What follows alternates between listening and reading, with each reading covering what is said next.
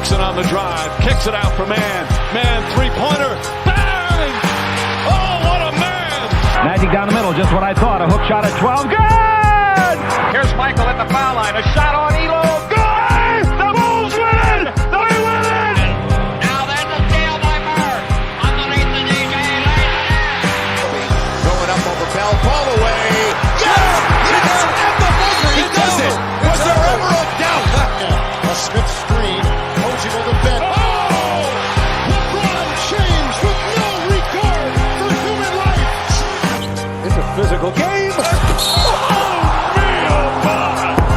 A monster jam by Blake Griffin!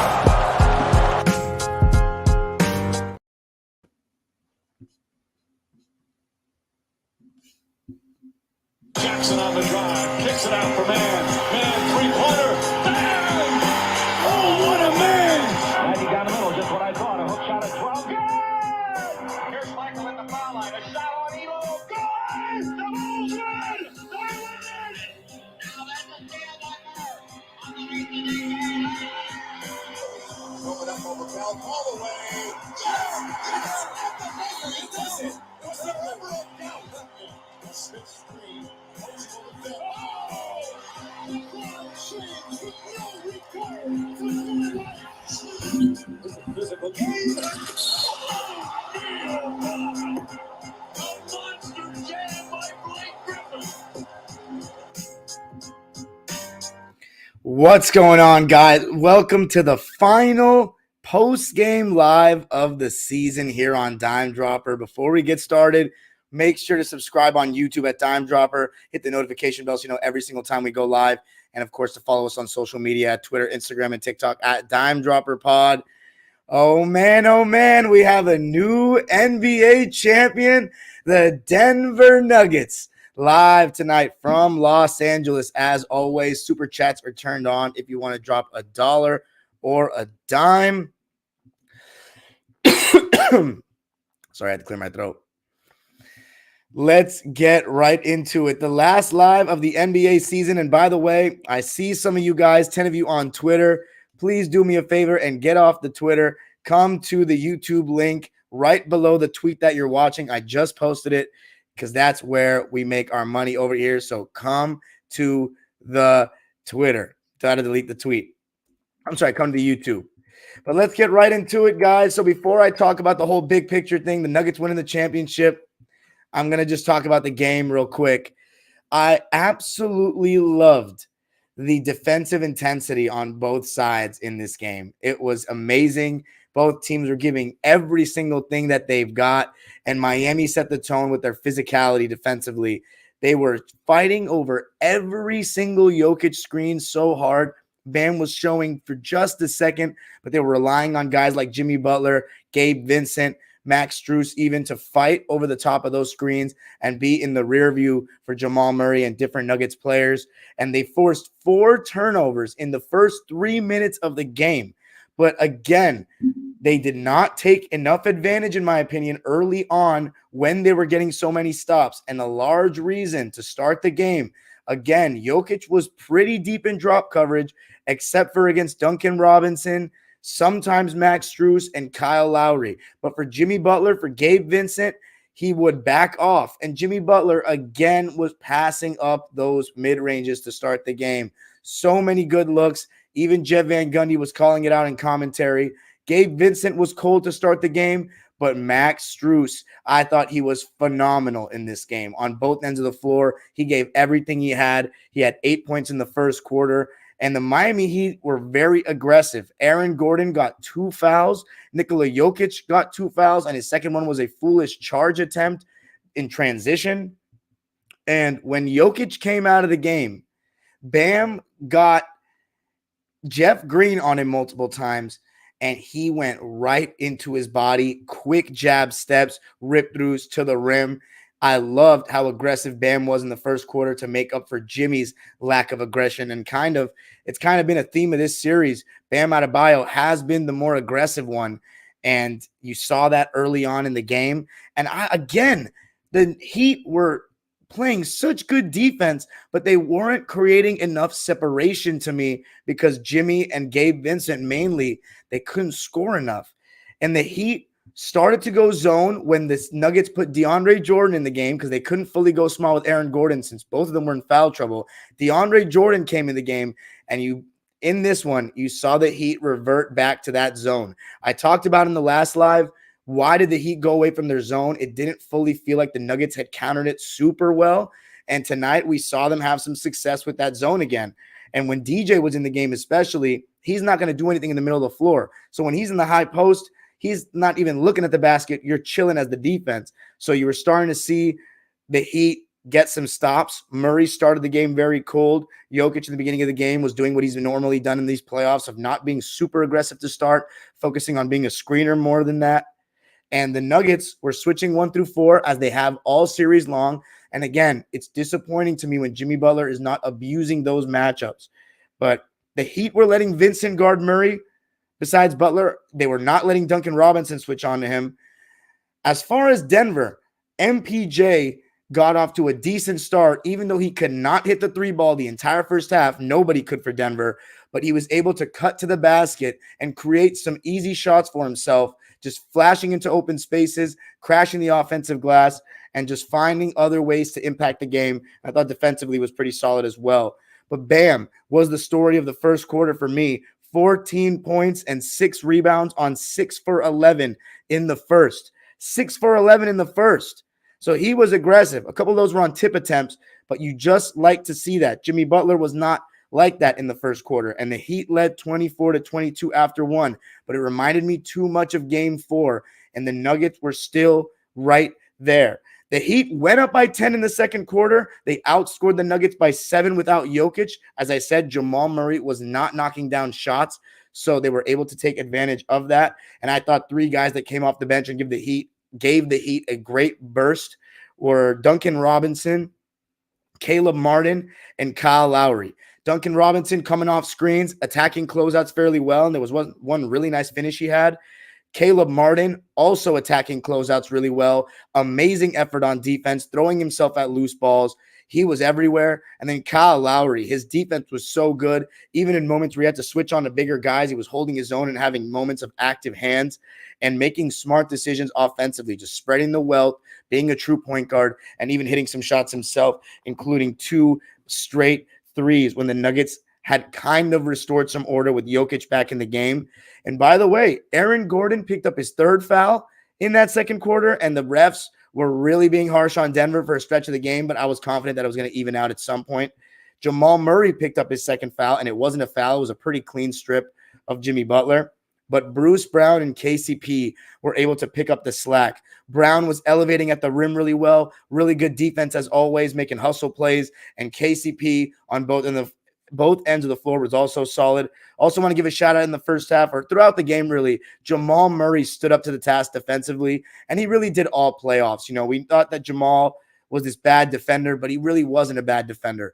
Yes, he was the guy that they wanted to attack. You can say the same thing about Jokic. They wanted to attack him. He's not as good of a defender as Aaron Gordon, MPJ, or KCP, but he stood up to the task all playoffs long, and he was switched on to Jimmy Butler throughout this series, and he completely held his own. Talking about another guy who held his own and was fantastic again tonight, Christian Braun. What an amazing season he had. What an amazing series he had, with Game 3 being the one that stood out. But again tonight, really solid defense, active on the offensive glass. There was one offensive rebound he had where he went up to the stars, grabbed it, put the ball on the floor, if I recall correctly, but he went up strong and scored with 2 Heat bodies around him.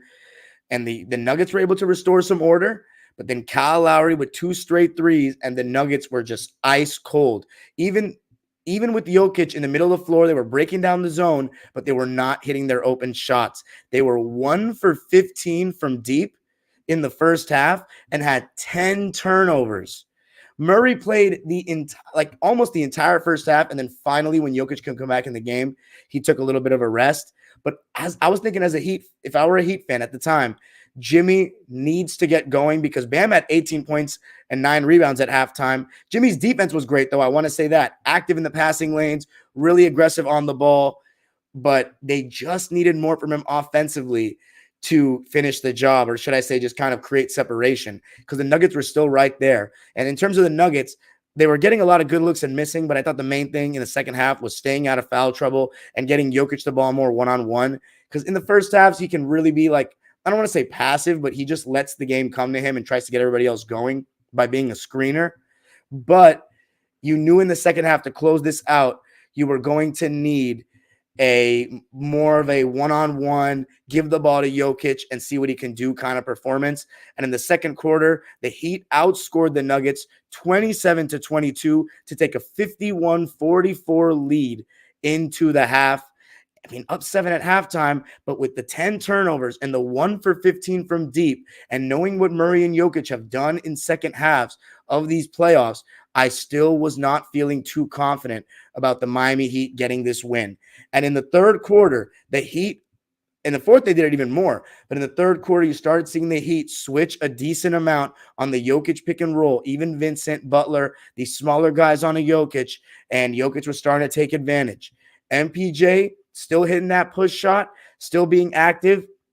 And the Nuggets were starting to feed Jokic more, and he was taking advantage. But on the other end, one thing that was big for Miami was that Gabe Vincent started to get going. Coming off those screens, as I said, Jokic was dropping fairly deep. He had to hit those mid-ranges. Now, mind you, the Nuggets players do an amazing job in the point of attack, fighting over the screens and getting that rear view contestant. And they were no different tonight. So it prevents Jokic from having to come up too much more often than not. And Gabe Vincent, though, was finally making them pay. But Jokic, yeah, I already said he was only stepping up really on Lowry, Robinson, and sometimes Strus, especially when it was a dribble handoff going on in the wing. But Jimmy Butler was still missing, and so were the Nuggets. They were not able to hit a three. And then the guy who I think made the difference in terms of changing momentum for Denver was Michael Porter Jr. That full speed behind his back, between his legs layup was incredible. And then the transition three, it was the first three in so long for Denver. Felt like it kind of lifted the roof off the place, and they were able to take the lead. But Kyle Lowry hit a big three to get the 2-for-1 at the end of the third. And going into the fourth quarter, the Heat were up 71-70. And now the Nuggets outscored the Heat 26-20 in the third. And again, 3 straight quarters, if you're the Miami Heat, you hold the Nuggets to under 30 points, even in Denver. You keep them out of transition, and you're still only up by 1 point going into the fourth quarter. A large reason, Jimmy Butler continuing to pass up shots, the constant need to have to jump stop and go off those 2 feet starting to hurt him massively. And then you're thinking, when he does shoot, he's not getting much elevation. The injury really feels like a thing. But again, we can't make excuses because we've seen him still ball out even with that injury. And a lot of it's just decision-making. He's got to go up. But anyway, to start the fourth quarter, only a 1-point game. Miami in the lead. Cody Zeller came in for a brief second to give Bam Adebayo some relief. He missed the tip, and I forget what happened on the other end. I think Murray hit a 3, and then the Heat immediately called timeout with the score 75-71 to get Bam back in the game.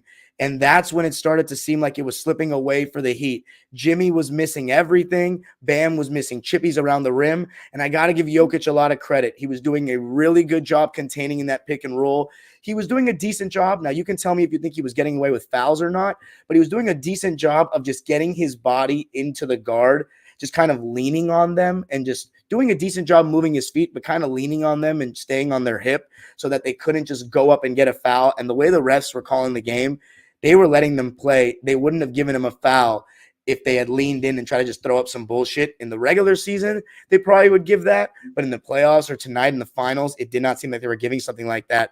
And so I thought Jokic did a really good job of getting into the body of guards, even when he was called up, and preventing shots at the rim. You know, one thing about Jokic, he may not be the quickest in the world. He doesn't get off the ground. But in terms of knowing his body, knowing angles, and just trying to make life tough for the bigs by just making their shot attempts or potential shots hard as possible, forcing him, all the way underneath the basket, which a couple times you saw the Heat players, they did not feel comfortable going up against him because he was literally right on their hip. So they would go around the basket on the baseline. But The defensive effort on both sides was just off the charts. I absolutely loved what I was seeing. Both teams were trying so hard to keep the other ones out of transition.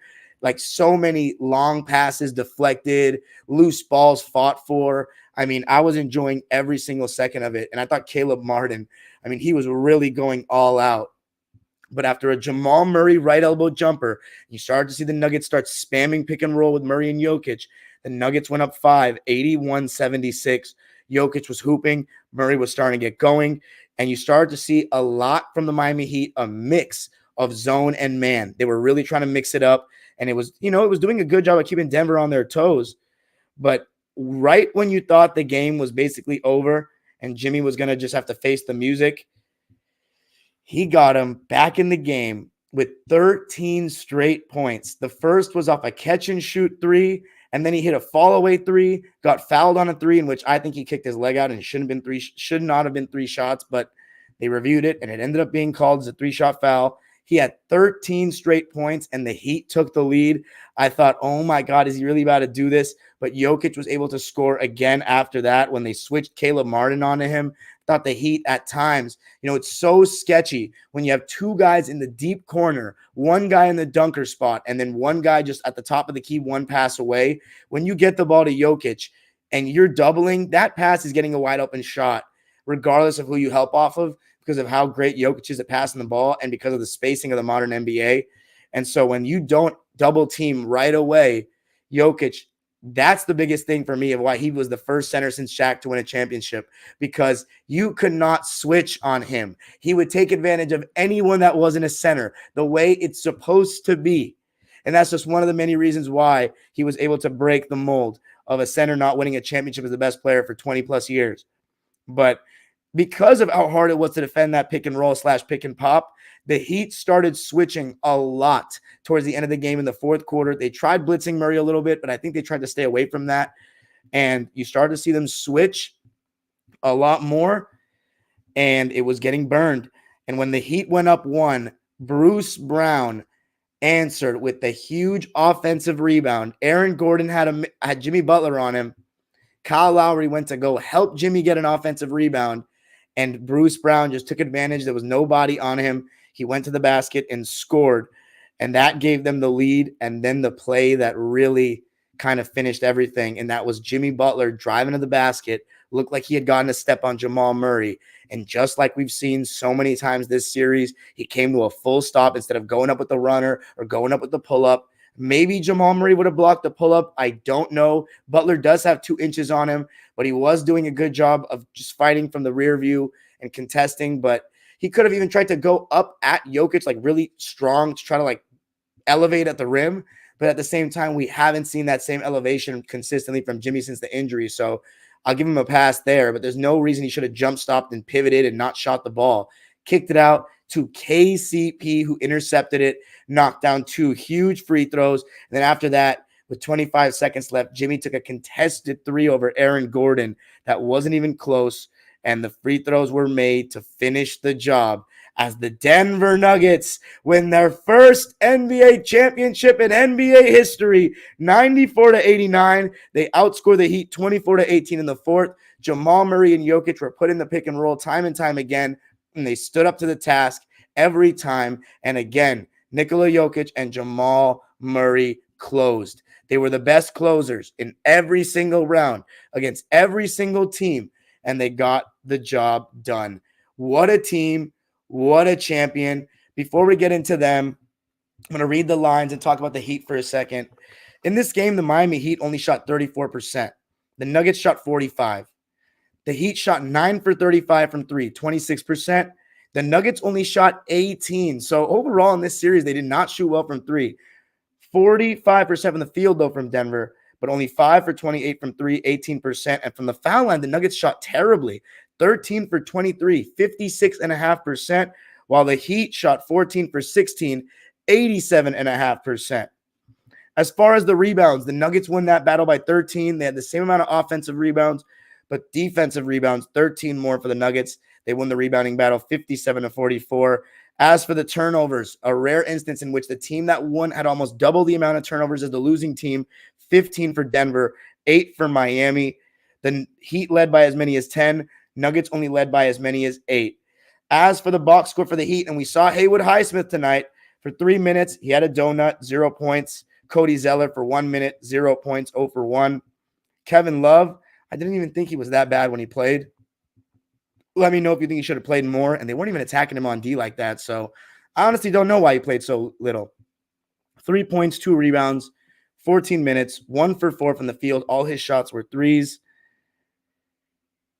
Gabe Vincent, 22 minutes. He had a rough one. All 6 of his points came in the second half, but 6 points on 3 for 13 shooting, 0 for 4 from 3. After the first 2 games, he had a really rough series.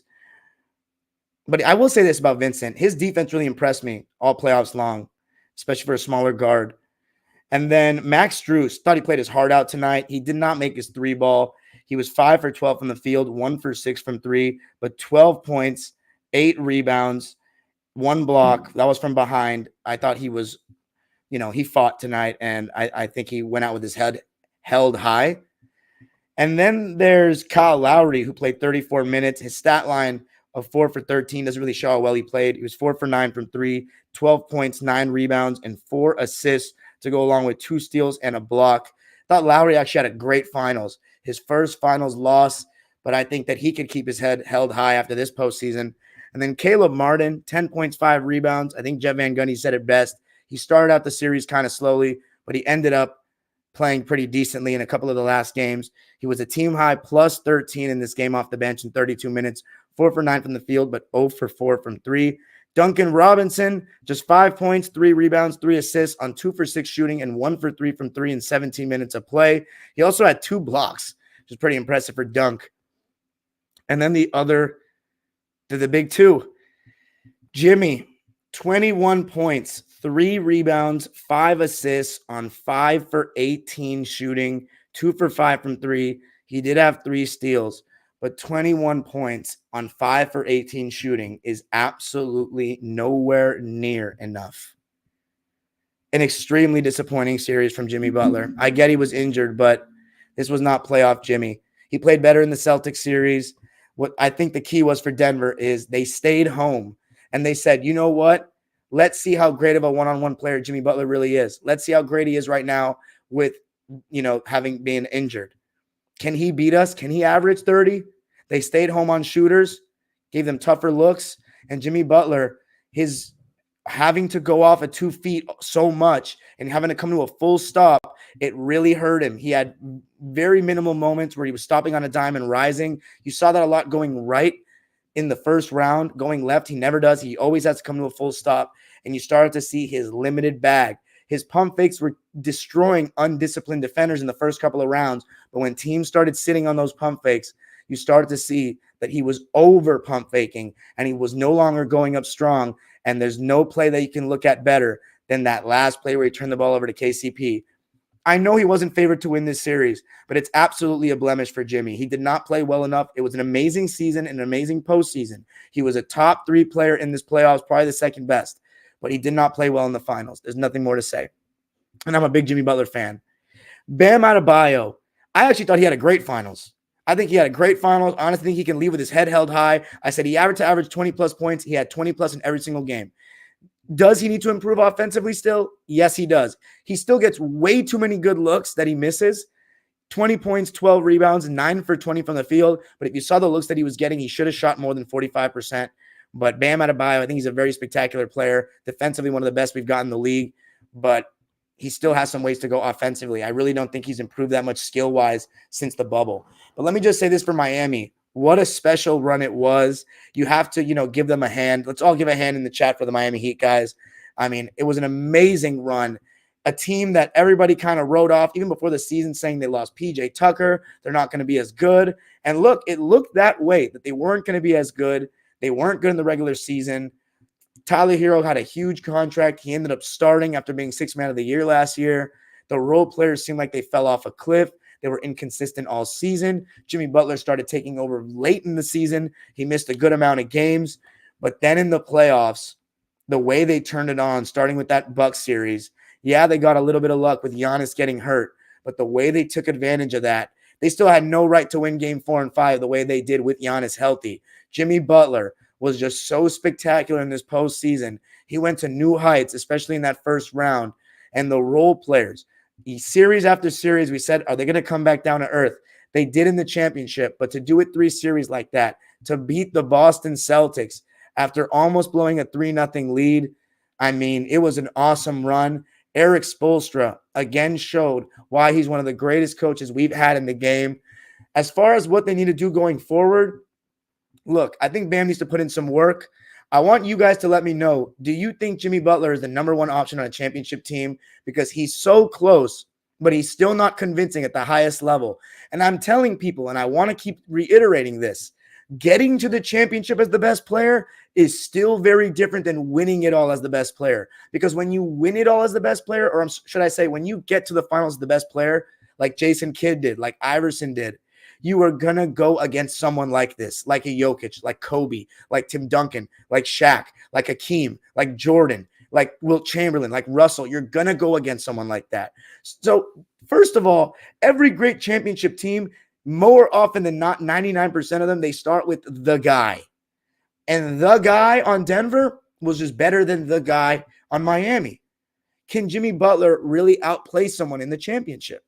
Because more often than not, the team with the best player, if the supporting cast are somewhat even, the team with the best player usually wins. But these supporting casts weren't that even. So I'm not going to say that about Miami. It was a long shot for them to win. We saw in game 4 who the best team really was. But as for Miami, they need one more guy that can get a bucket. To what degree, I don't know. Now, if you're a Heat fan, is Tyler Hero that guy? Because it seemed like they played better basketball without Hero. Their defense got better. They were running through stuff more through Jimmy. You saw Gabe Vincent and Kyle Lowry have great postseasons. But I think Max Strus would be better off the bench. I think he's a solid player, but I think he'd be better off the bench. As far as Gabe Vincent, I'm not particularly sure. I think he can honestly start. The ideal person for this team is like a Dame Lillard or a Kyrie Irving or a Shai Gilgeous-Alexander, but I don't think these guys are coming through the door. So let me know what you think. But I don't know if Miami's going to get back here. I really don't. But it was a successful season for them for sure. Now for the champs. Let's read the stat line before we give them their flowers. 9-man rotation. Jeff Green only played 5 minutes, 4 points on 2 for 2 shooting. Was getting lit up by Bam for a stretch. Christian Brown, 24 minutes played, 7 points, 3 rebounds on 2 of 4 shooting. His defense, his effort, it was just contagious. His athleticism was on full display all series long. Bruce Brown, while he didn't shoot the ball well, 4 for 14 and 0 for 5 from 3, constant huge plays, none bigger than the offensive rebound to give the Nuggets the lead, a lead in which they would never relinquish. 90-89, 10 points and 6 boards for him. He was just incredible all postseason long. Every team needs someone like Bruce Brown that does all the dirty work. And then DeAndre Jordan even getting 3 minutes. Don't worry, I'm going to get into the flowers in a sec. Then the starters, all of whom played 29 minutes or more. Aaron Gordon had 4 points and 7 rebounds on 1 for 6 shooting, 0 for 2 from 3. It was probably his worst game of the series. But guess what? If you think Aaron Gordon didn't contribute to this game tonight, you weren't watching, because defensively, he is stellar, and he did a great job on Jimmy Butler all series long, did a great job on LeBron James all series long, did a great job on Kevin Durant all series long. Anthony Edwards, you name it, he did it. And every single championship team needs that guy that's going to guard the best player, and he was that for this Denver Nuggets team, and did a little bit more offensively, taking advantage of smaller guys when the Heat switched throughout the series. And then I said it in the last episode, MPJ was due for one, and he performed on the biggest stage tonight. A double-double for the man out of Missouri, 16 points, 13 rebounds on 7 for 17 shooting. He was 1 for 6 from 3, but he was 6 for 11 from 2, finding other ways to contribute. And then KCP, 11 points, 4 rebounds, 4 for 10 from the field, 1 for 5 from 3, but some huge steals at the end, 2 steals and 3 blocks for KCP, who had maybe the best season of his entire career. And then Jamal Murray. It wasn't an in-your-face game from him, but you best believe he made big shots when they counted, and he played good D. 14 points, 8 rebounds, 8 assists. It wasn't a 0 turnover game for him tonight. He had 6 of them, actually. 6 for 15 from the field, 2 for 7 from 3 in 41 minutes. And then, of course, the player of the game, the finals MVP, the best player in the world, the best center since Shaq, Nikola Jokic, 28 points, 16 boards, only 4 assists. As I said, they stayed home a lot, even when he had a smaller guy on him, and they got burned because the Joker shot 75% from the field tonight, 12 for 16, 1 for 3 from deep, which means that he was 11 for 13 from 2. He was also only 3 for 5 from the line, so he was 60% there, but he did what he needed to do, and he closed the game like the best player in the world does. Where do I begin with the Nuggets? I said all season long they were the only great team in the West. I was confident they'd make it out of the West, but I was not confident they'd win the chip. And the main reason was because I didn't know how Jokic and Murray would hold their own defensively. And boy, were they more than decent defensively. They were good. Jokic showed that with good point of attack defenders and good defenders around him, he could be smart enough with whatever the scheme was, be physical, be strong. He was not overpowered by any big, and he was not abused in the pick and roll for even a quarter. You know, for stretches of quarters, but not even a quarter was he really abused in the pick and roll. Jamal Murray was targeted series after series, and time again, he was able to show that he could stay on the court and not really get too abused, not too far into foul trouble. And I'll tell you this, the other guys around them, the defense was just so much better than advertised throughout the regular season. And today, let this be a lesson to all of us, including myself, that in today's NBA, where the regular season is not what it once was in terms of importance, we shouldn't look too far in to the defensive rating and rely more on the eye test. I'm being dead serious, because when you play these shitty-ass teams, some teams take nights off. But my eye test never said that the Nuggets weren't good enough to win the championship.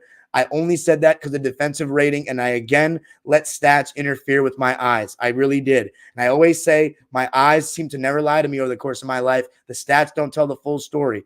Is your eye test flawless? No, it's not. But I trust my eye test more than some stats. I really do. And the Nuggets had great defensive personnel. In the playoffs, it's different when you can scheme. But you got to give credit to the supporting cast, because Jamal Murray and Nikola Jokic, at best, they're solid defenders. I would even say you can consider them good, maybe. I'd say they're pretty good. They're solid. Nothing crazy.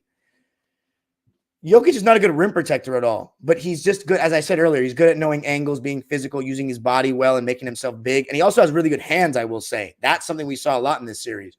But, you know, I have a conviction. If your two best players don't guard, you won't win the chip. That was not the case with Denver. So they didn't, that's not a stereotype they disproved. They showed they were better at defense than everybody thought. So I will say this. I thought an Eastern Conference team would beat them because I thought they would be better defensively, and there was no team that was as good as them.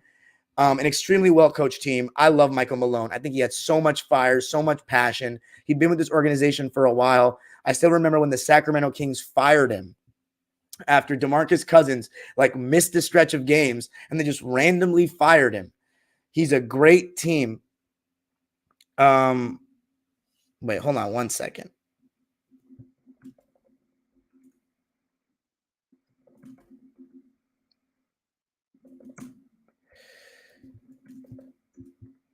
Let me see something real quick, gentlemen and ladies.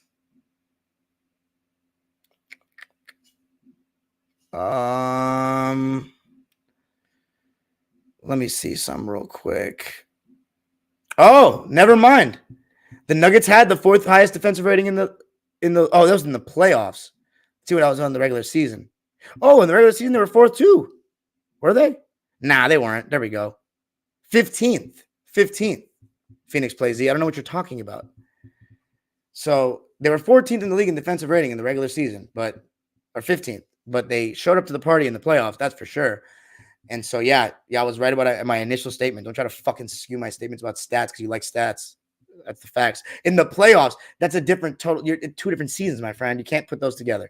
So, yeah, the Nuggets guarded well in the playoffs, but in the regular season, that's what I'm saying. You can't take those numbers to the bank. So, anyway, let's just say this. Back on topic. Michael Malone, great coach, so much fire. Was fired unfairly by Sacramento. And the way he stuck with this team, and I have to say, man, for a team to win their first championship, it does get me a little emotional because I dream of the Clippers winning one day and what I would even do. And you know what's funny about Denver is they've never been that close to actually winning a ring. So it doesn't feel like they've had the same heartbreak that like the Phoenix Suns have had, for example. It's crazy the Nuggets won before the Suns because the Suns have been so close in so many different decades. The first time the Nuggets went to the championship, they won. And it's just because, the Nuggets don't get free agents. So they had to draft a player, and they drafted 2 players. I mean, that's what the best part about it. 3 straight years, we've had a finals MVP that was drafted by their team. I love that. Building through the draft. None of this super team bullshit. Building through the draft with 2 amazing players, and it starts with that one. Everything starts with that one. And what we have on our hands is one of the great players to play the game, and I'm going to give you a hot take right here. And I don't do this. My fans and subscribers know I don't do this. But as of tonight, and it's arguable, let me make that clear, it's arguable. I'm taking him over Ewing. I'm taking him over the Chuckster. I'm taking him over Kevin Durant. I said it. I'm taking him over Kevin Garnett. I'm taking him over Dirk. And I'm taking him over Giannis. And I'm taking him over Robinson and Willis Reed and Dave Cowens. I'm taking him over all those guys. Is that top 15? I don't have a list, but I am taking him over all those. This playoff run by Jokic was absolutely insane. The last 3 years were amazing. And as I mentioned in the last episode, the Denver Nuggets, I have never seen a champion destroy every single fucking lame-ass narrative out the door. I've never seen a team like that. All season long, they were considered pretenders by the masses. So many people say they were pretenders. Their defense wasn't good enough. They're just like Utah. How disrespectful to the great Nikola Jokic. Talking about, he didn't make it to the conference finals since the bubble. He had no co-star, and you expected him to beat those teams. That was insane. And let's not disrespect Jamal Murray anymore. The first season he came back from an ACL injury, this man won a championship as the clear-cut second-best player, and he was phenomenal. 21-10 in the finals. That's 10 assists. He was incredible. All playoffs long. He went no more bubble Murray. This is playoff Murray or Jamal Murray, an NBA champion. And as a Clipper fan, I know better than anyone how great this team is. So there is a little bit of satisfaction that we've been getting beaten by a team that had championship potential. If we're going to lose to anybody, losing to a great team that I respect. That pick and pop with Murray and Jokic is unguardable. Their offense is insane. And finally, we have a big that proved my point. The center can still win a chip as the best player. Yes, first one since Shaq. Bro, I was 3 years old when Shaq won his 3rd finals MVP. I have never seen a center be the best player on a championship team. This is a special moment for me and a lot of basketball fans. The big man is coming back, and I'm going to tell you why he was able to win it. And he wasn't even that great of a defender. He was good at best. But I'll tell you this. He can post up is number one. He took advantage of every smaller defender that was put on him throughout the playoffs.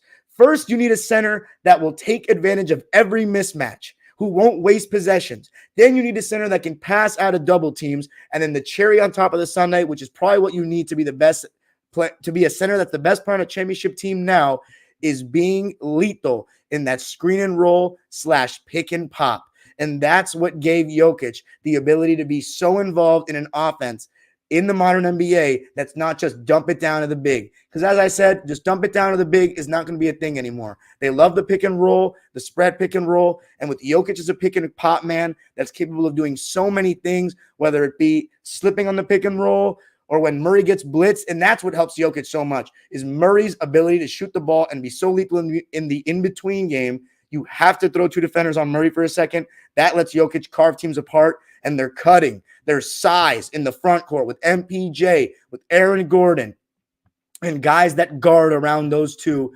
It was just a match made in heaven. The best European player ever. I'd take him over Dirk. I really would. I think he impacts the game more. And I think individually his run was more impressive. You can argue that the Mavericks' run was more impressive in the fact that the odds that they overcame. But it's funny how Denver really got no respect throughout the season, and they just shut everybody up. And it's great to see a smaller market win. I know Denver's not that small, but it's great to see a smaller market win. And as I said, with the best second-round draft pick ever, 41st pick in the draft. And they did it with 2 players they drafted. You got to love that. And, man, I feel for all the Denver Nuggets fans. Shout out to my man Swipa, who joined us for 2 episodes in the postseason. I know he's probably getting lit right now. But I'm so happy for the Denver fan, the community, because it's always great to see a team win their first chip. They've been around for a while, man. This was for Melo, for Alex English, for Dan Issel, for the ABA guys, George Karl even. I mean, what a moment for the state of Colorado. 2 chips in a row. Avalanche winning last year. Denver Nuggets winning this year. Broncos winning 7 years ago. And how about Moneybag Stan, who, by the way, is too old. He was literally talking in Lisa Salter's ear instead of in the microphone. But Moneybag Stan could have won 4 titles in 2 years. My Rams won. Shout out to Moneybag Stan for that. My Rams won last year. The Avalanche won last year. The Nuggets won this year. And Arsenal were this close to winning the Prem. Oh, my God. He is winning lately, Moneybag Stan.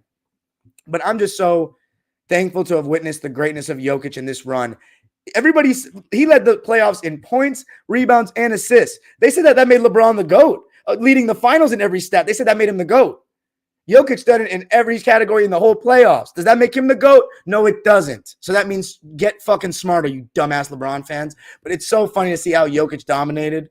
What a beast. And here's the thing about Jokic. I was on the bandwagon late in 2016 when I saw him torch us at Staples Center, hitting threes, great passing. I was like, who the hell is this guy? He's going to be an all-star. But never did I think he'd be the best player in the world. This is the first time in my life that a white guy is the best player in the world, and I have to say it feels a little bit uncomfortable, if you ask me. I don't know how to feel about it, but, man, I'm just thankful to be witnessing such a special player, such an unselfish player. The celebration was so great, but it's so funny. He seems like he does not even care. He's like, I just want to go back home. Like, I wish he was a little more enthusiastic. He is behind, like, the scenes. Like, he threw Murray in the pool. But, like, in front of the fans, I just wish he was a little bit more boisterous. After the game, he just shook everyone's hand right away. He's a class act, I will say. But it was really cool to see Jamal Murray crying like that. But Jokic, he disproved so many bullshit narratives. The 3rd straight MVP thing, because he hasn't won in the playoffs. No one can say anything about him now. Nothing. He wasn't good enough defensively to win a ring. He did it. But Jamal Murray, to come back from that ACL injury, people who were obsessed with the regular season, not realizing how good this guy was. What a player. How clutch he was. I mean, I have no other things to say about him. A true bona fide second player on a championship team. And here's the thing. Jokic is like 27. Murray's even younger. This team could be the next dynasty. Who knows? But the thing is, the new CBA, it's going to make it that much harder for teams to build dynasties. So we'll just see how that goes. But I like Bruce Brown, for example. He's going to get the bag. And I don't know. I'm going to say this about, what's it called? Bruce Brown. He was unbelievable. Throughout the playoffs, his effort going for loose balls, guarding just about anybody, his rebounding, his offensive rebounding, his fast break finishing, the way he would attack closeouts. I mean, he was just phenomenal. He earned this championship. And then you got guys like Aaron Gordon. He may not have had the hype out of Arizona, but as I said earlier, you need those guys that are going to guard the best players. He did that to a T. His size took advantage of mismatches, and the way he bought in, he was Jeremy Grant's replacement. Jeremy Grant, this could have been you, buddy. This could have been you. Aaron Gordon took the shine, and he was phenomenal. And then there's Michael Porter, who bought into a role. Yeah, he took some tough shots throughout the playoffs, but he didn't do enough. He didn't do negative things, you know. He played. The main thing about MPJ's growth to me is that he was able to defend and stay locked in and doing all the little things. He was able to do all the little things even when his shots weren't falling. And in this series, he had games where his shots weren't falling, but he did every single little thing. So I got to give him a lot of credit for that. And then who else am I forgetting? Christian Brown. This guy's a winner. National championship at Kansas last year, and then this year coming up with the chip. I mean, the guy is just a winner. And then how about my former Clippers? Jeff Green, who was a Clipper for half a season. I'm happy for him. He's had an amazing story, heart surgery, had a long career. And I'll say this about Jeff Green, even though Nuggets fans like really hated on him at times throughout this season and playoffs, he had some moments with athleticism that he showed. I was like, man, he still got some bounce. And he was able to give some relief minutes in those small ball minutes. And one thing about this postseason for Denver is the non-Jokic minutes weren't that bad at all. And you have to give a lot of credit to Jamal Murray, Aaron Gordon, and even Jeff Green at times as well. But How about DeAndre Jordan winning a chip before Blake Griffin and CP? Go DJ. Go DJ. Oh, I'm happy for him. And how about, you already know where I'm going. You already know where I'm going. Jackson on the drive, kicks it out. What was that? Jackson on the drive, kicks it out. One more time. Jackson on the drive, kicks it out for Man. Man, three-pointer, bang! Reggie. He sat his ass on that bench, but he got a ring. Reggie Jackson, congratulations, NBA champion. And also Busy Bones Highland's going to end up getting a ring, but, you know, I don't know how I feel about those guys getting rings, but what a story, what a season, what a team, an honorary champion. They beat every team basically fully healthy. Okay, Chris Paul was injured. Big fucking whoop. Even the Suns would have won. Nah.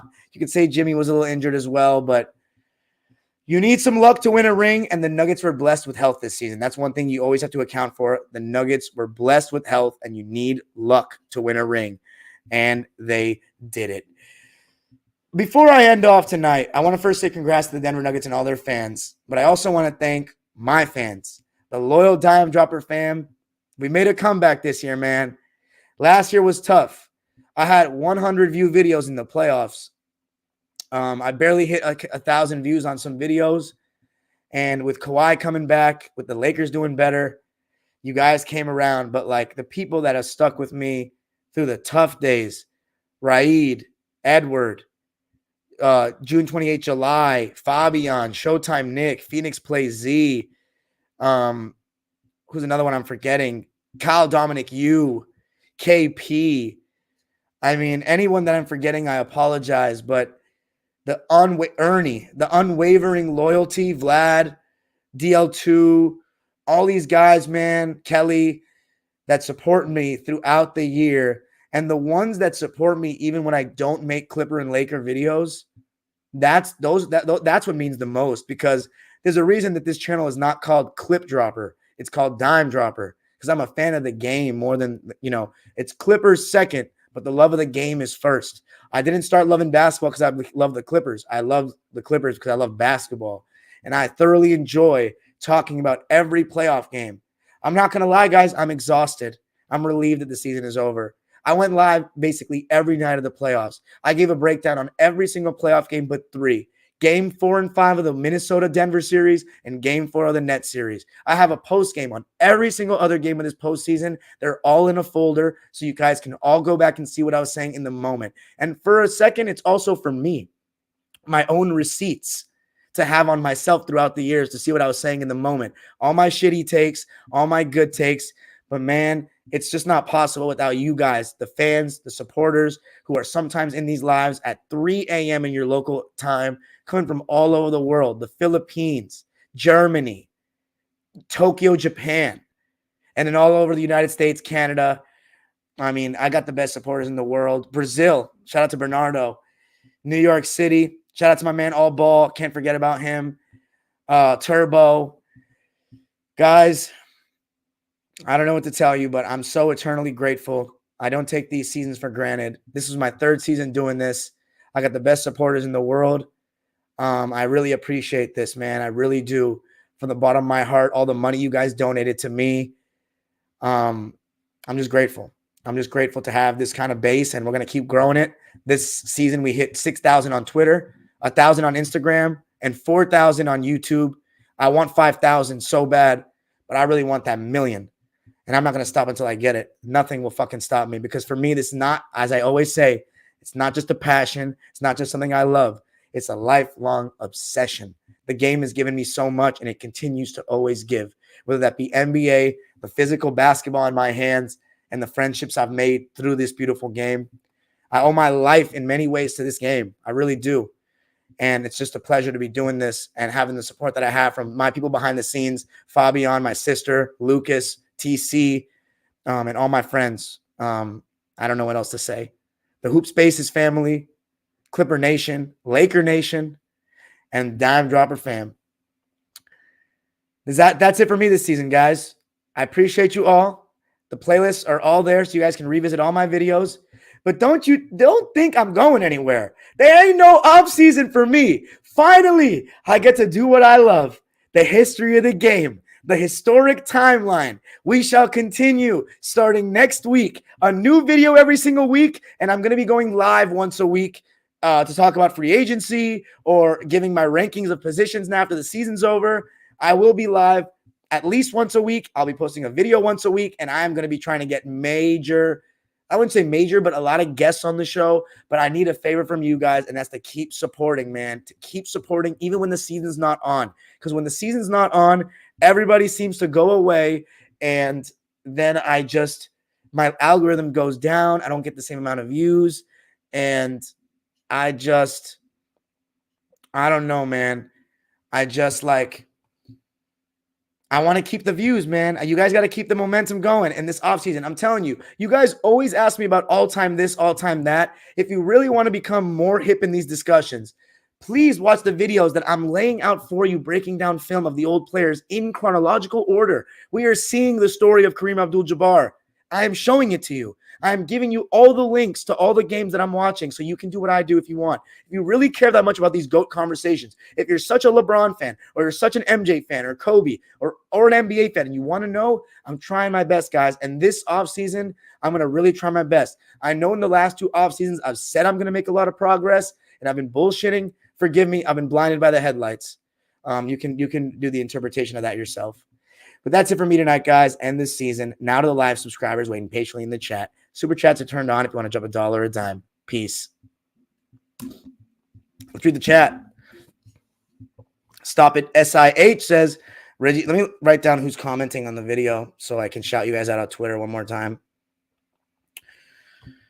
Oh, thank you guys for joining tonight. I really appreciate that. I hope this video gets 1,000, but we'll see. By the way, I got 2 mixtapes released this week. Game 6 of the Western Conference semifinals in 1971. Jerry Sloan highlights and Gail Goodrich highlights coming out this week. Stop at SIH. Appreciate you, man. Reggie Jackson, DJ, and Jeff Green, NBA champions. Big Boss is wrong court. I'm sorry. I couldn't find a good Denver background. Tavencio says, happy ending of season, Dime. Enjoy. Thank you. Tiger Hood says, shout out to the 2022-23 season. Phoenix Play Z says, I only feel pain. Stop smiling, Dime. Supervillain 5000 says, Reggie Jackson, Mr. June, 2023 champ. Love to see it. Showtime Nick says, congrats to the Denver Nuggets. Us Laker fans now can say the Lakers lost the best team. You're damn right. Saventus says, happy for all the true Nuggets fans. Raid said, an all-time great playoff run by the Joker. Salute to him. One of the greatest players I've ever seen. And what's crazy is I think he's just getting started. You would be right about that. Showtime Nick says, it's official that the Nuggets robbed the Knicks in the Melo trade since Jamal Murray was drafted with the pick the Nuggets got from the Knicks. Great point. I may have to say that. P.S. Shout out to my man Showtime Nick. Jamal Murray was the pick that the Nuggets got from New York in the Melo trade. So safe to say who won that deal in the long run. Congratulations to the Nuggets again. Thanks, Showtime. Ja'Cory Marshall says, playoff Jimmy. Don't want to ever hear it again. Okay, let's not let a bad final series distract everybody from the fact that Jimmy still had a great playoffs and that playoff Jimmy is a real thing. Wright said this Nuggets team is going to be a force to be reckoned with the next 5 to 7 years if they stay healthy. How do you stop that Jokic Murray 2-man game? I don't know. I'll still take playoff Jimmy over playoff Harden all day. Agree, Showtime Nick. Right? Said facts, Showtime Nick, but I'm still mad we got swept. Like, come on, even the Heat got one. Playoff Jimmy got 2 finals runs while Harden got 0 as a number 1 option. Waiting until the final 5 minutes of an elimination game to look for your shot is inexcusable. That turnover and ill-advised fadeaway 3 was bad too. So disappointed in Jimmy. I feel you. June 28th, July says Jokic the real MVP. Loogie says Jokic the best center since Shaq without a doubt. Thank you. Smiles for cupcakes. Sup, smiles for cupcakes. Says, hold on one second. Heat could have had it. They really could have. Phoenix Plays, he said, Bruce Brown is such a cool player. I remember watching him in Brooklyn where they would use him as a screener and playmaker in the short roll. Now he's doing that and being a ball handler on occasion. He's going to get a fat contract this offseason. I wonder who Denver will replace him with. The Zeller minutes were awful for that 52nd. That's not coaching malpractice. What was your idea? Put Love in, I guess. June 28th, July says Butler injured. Yeah, against Josh Hart in the first game of the Knicks series. Oh my God, did I not mention KCP? I just realized I didn't mention Kentavious Caldwell-Pope, who now has 2 championships as a starter. Shout out to KCP, man. He earned the fuck out of these rings. Big time. Great role player. Thank you, Raid. Appreciate that. two-time champ, officially an all-time great championship-level role player, not giving Butler that injury excuse. Jokic is greater than KD and Harden all time. I agree with that. But I still think it's debatable with KD. But Phoenix plays East says, my thing with Miami is they were never able to contain the Jokic-Murray dribble handoffs and pick and rolls because when they did switch, Joker would abuse the mismatch. They need a stocky, switchable power forward next season. Those don't grow on trees, my friend. Edward said, what's with this DeAndre Jordan hate? I hated his game, but come on. He was a loyal soldier to the Clippers. Come on. It's not like he contributed in this ring, on the court at least. I already answered this. Jamal Murray stayed strong. PG and Kawhi choked. PG and Kawhi got hurt. Bitch-ass Clippers said Porter wasn't good enough and his back wouldn't hold up. What were they thinking now that he's an NBA champion? That's true. I heard Bones is going to get a ring too. Clippers really in the shitter. Okay, man. Edward, you need some drinks tonight. Right? So, are you taking Jamal Murray over CP3 and Russ all time? Okay, I don't know about that. Let's wait a little bit on that. Turbo says facts. What's up, Turbo? Says Katie needed to turn snake to get rings. Edward said Jimmy Butler did something PG could never do. I agree. These are the hands for the Heat, I assume. Edward, I agree Jimmy's better than Paul. Right? Said Jimmy going to be 34 next year. Think that this was his best shot to win it all. Don't think he'll get another chance like this, but we'll see what happens and what moves the Heat make in the offseason. Don't want to see any more comparisons between Bron and Jimmy, even if we're talking about who's the great Heat player all time. Yeah, LeBron. Edward says, I agree. Best center since Shaq. Jokic is unstoppable. Denver is good enough to repeat. No one in the West can touch them, not even the bitch-ass Clippers. My eye test good enough to see Clippers in winning shit because they're too stupid. Shout out to Serbia, by the way. And also, shout out to Serbia. One thing to keep in mind about the Nuggets, 4 of their 5 regular starters didn't play more than 70 games, so that must have made their defense not look as good as it is during the regular season. Fair. The Nuggets, yeah, we already talked about this. You're right. My bad. LOL. Abdul Karim Musanur says, Denver winning the NBA Finals and Man City winning Champions League is great for both basketball and soccer. Why do you say Man City winning is great? People think they're like corrupt and shit. What's up, Abdul Karim? Crazy Nuggets win before the Clippers. Is it really, though? They've been in Denver longer than we've been in LA. Clippers Hollywood bullshit. Yes, roast Dirk cupcake more. Showtime Nick said the only one I don't think is a hot take is Jokic over KD. I was already 8 when the Lakers three-peated. Man, Jokic also has a special touch around the basket. He really does. Phoenix says, so what you're saying is Victor Wembanyama is going to be the GOAT? No, because I don't know if he's strong enough to take advantage of mismatches all the time. That's what I'm waiting to see with him. Jokic versus Giannis is tough. Need that finals matchup. I liked Jokic's title run was way more impressive to me. The Suns weren't even that good. The Suns weren't even that good. And they played a Hawks team in the conference finals. Come on, man. Who was their second best player? John Collins? Clint Capella? Like, nah. And then the Nets were hurt. The Heat in the first round, though, sweeping them was impressive. Foreign players taking over. Phoenix Plays East says Denver is small. 700,000 population is tiny. You're not wrong. USA had a dominant run. Clippers drafted Wilcox instead of Jokic. Okay, come on. 2020 hindsight on that one. Nobody could have predicted this. 40 other teams passed up. Or I'm sorry, 40 times they passed up. Showtime Nick said, really for Melo, though, since Nuggets fans don't like him? Well, one told me today, I guess it's been enough time, but he definitely still won't ever love him again. Interesting. It's funny because Melo won't get his number retired if they only retire Jokic as 15. Unless they pull a Dick McGuire and Earl Monroe, or the Knicks have both of them retired. And it's funny because I'm pretty sure that number is 15 too. Or is it 10? It's a good time. No, 10 is Frazier. 15. Showtime Nick says, it's a good time for Serbia too because Novak Djokovic won a record-breaking 23rd Grand Slam. It's crazy because I always thought Djokovic was the GOAT. I thought he would surpass Federer as the GOAT. Now, that's a debatable one too. But Novak, he's a beast. And shout out Novak Djokovic, 23rd Grand Slam. Showtime Nick is just giving me those extra filler content. Right? So Jokic is such a likable guy and player too from the looks of it. June 22 last is uncomfortable. Weird. It is a little weird. In a black-dominated sport, a white guy is the best player in the world. Now I feel how people did in the 80s with Larry Bird. Alfonso Lopez says, Lob City finally got our ring. We did it. No, we did not. Edward said, what did Kawhi do after an ACL? He was amazing. Oh, shit. It's my cousin. Navid Bolurian said, LOL. It was cool to see Jamal Murray crying like that. Yeah, it was happy tears, though. I'm not making fun of him. Shout out to you, my guy. So, Darian, are you taking Jokic over Kawhi all the time? Hot take? Not yet. Not yet. Give me one more season. Yeah, Kawhi has 2 rings. I don't know. I'm going to go with Kawhi Leonard and 2 finals MVP. I'm going to go with him for now, but he won't end better than Jokic, I don't think. June 28th, July says Clippers suffering under chiropractor Rivers for too long. Edward said, OMG, you're shouting out DJ? That's pathetic, Dime. You better than that. Shouting out a guy who robbed your franchise. What do you mean robbed our franchise? Right, and that concludes season 3 of Dime Dropper. What a run it's been. Thank you, Raid. I appreciate you. Appreciate you all. You down with KCP? Yeah, you know me. June 28th, July says, isn't Kevin Love the same height as Jokic now? He's like 6'10". Jokic is a 7-footer. So, Darian, who are your top 5 players in the NBA right now? Ooh. I'm going to have to save that for a future video, Raid. LL, Daniel Berry, officially Nuggets. Oh, my God, look at that bandwagon shit. Change your avatar. Nuggets bandwagon it out. KCP, go back to LA. I think it's cool when a team wins its first championship. So do I. DJ was so loyal that we had to lock him in a room and overpay him to re-sign him. Not a dime. Even KG couldn't help DJ. Hey, man, whatever. Ranking of the runs. Okay, I agree with that. Denver's ring, Warriors, then Bucks. Thank you for the super chat, Edward. Appreciate you. Showtime Nick says, I don't know enough about tennis to debate about the GOAT. It's my 4th favorite sport, but I don't watch it nearly as close as my first 3. Thank you, guys. Hey, that's it for me tonight. Appreciate you all. Please comment on this video when it ends. Please let me know your final thoughts. Thank you so much. Love you all, and I'll catch you soon.